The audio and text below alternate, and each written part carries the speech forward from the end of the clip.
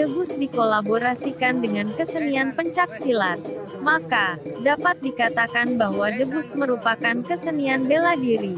Lahirnya kesenian bela diri debus erat kaitannya dengan penyebaran agama Islam di tanah Banten. Jejak Beksi berupaya merangkum dari berbagai sumber tentang eksistensi kesenian bela diri debus. Berikut pemaparannya. Semoga bisa menambah wawasan dan pengetahuan sahabat Jejak Beksi di mana saja berada. Sebelum menonton jangan lupa subscribe, like, dan komennya ya. Iya.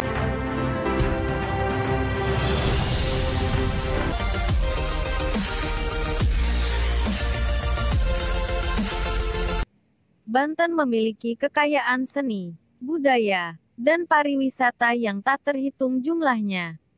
Salah satu kekayaannya adalah seni debus.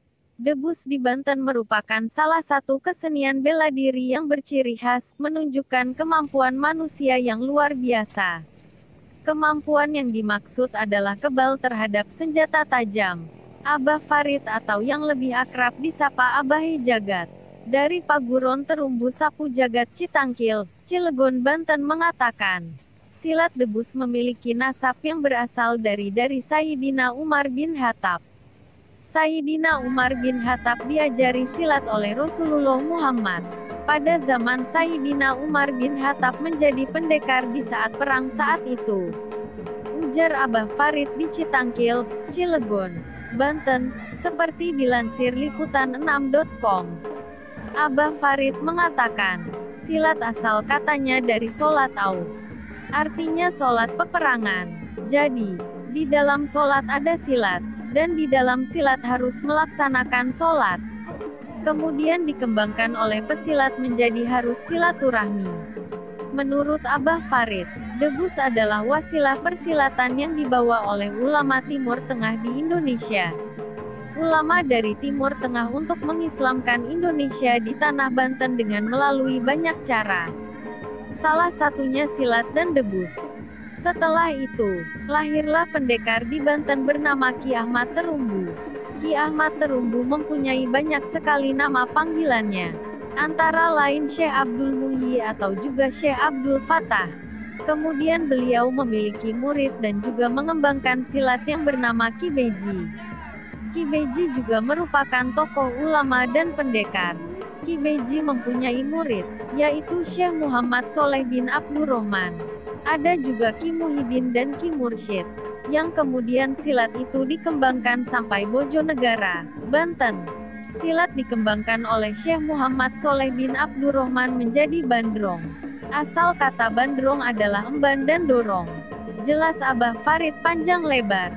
Abah Farid menambahkan, adanya silat terumbu dan bandrong menjadi satu yang menampilkan alat debus oleh Mbah Khoir. Salah satu tokoh dari para pendekar yang menyebar dan juga dikembangkan di Jawa Barat. Silat bandrong, silat terumbu, dan kemudian debus disatukan oleh Mbah Khoir yang terlebih dahulu ada dan lahir di bumi Banten. Baru kemudian, lahirlah Kesultanan Banten yang dipimpin oleh Sultan Maulana Hasanuddin Banten. Jadi, silat lahir bukan baru-baru ini, tapi lahir sebelum adanya Kesultanan Banten, yang dikembangkan oleh Ki Ahmad Terumbu, Syekh Muhammad Soleh, dan Ki Muhyiddin. Debus Banten dikembangkan oleh Mbah Khoir dan Ki Ahmad Terumbu. Debus memiliki alat yang namanya Almadat. Abah Farid mengatakan, pada saat kerajaan Banten yang dipimpin oleh Prabu Pucuk Umun, saat itu juga Maulana Hasanuddin berusaha untuk menyebarkan agama Islam. Tetapi Prabu Pucuk Umun memberi suatu tantangan kepada Maulana Hasanuddin Banten, dengan cara melakukan debus dengan wasilah Almadat.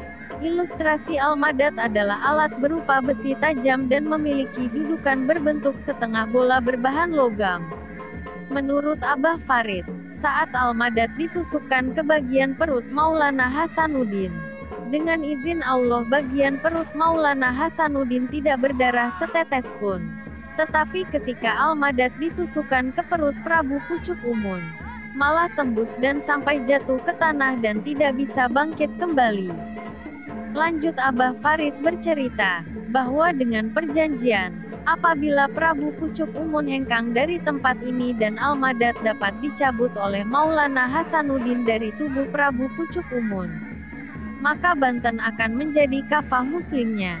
Pada akhirnya, Sultan Maulana Hasanuddin Banten bisa berdakwah di Banten secara kafah.